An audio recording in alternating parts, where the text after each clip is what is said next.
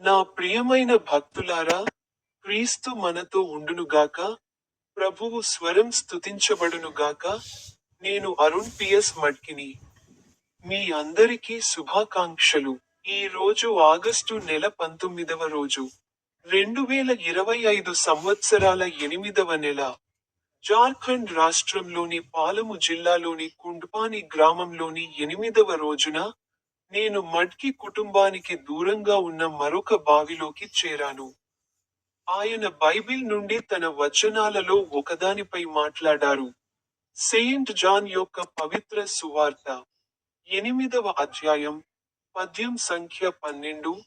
అప్పుడు యేసు మళ్ళీ ప్రజలతో ఇలా అన్నాడు: నేను లోకానికి వెలుగును. నన్ను అనుసరించేవాడు చీకటిలో నడవడు, కాని జీవపు వెలుగును కలిగి ఉంటాడు. మీ అందరికీ శుభాకాంక్షలు. ఇప్పుడు నా యూట్యూబ్ ఛానెల్ యొక్క స్టింగ్ బటన్ పై క్లిక్ చేయడం మర్చిపోవద్దు.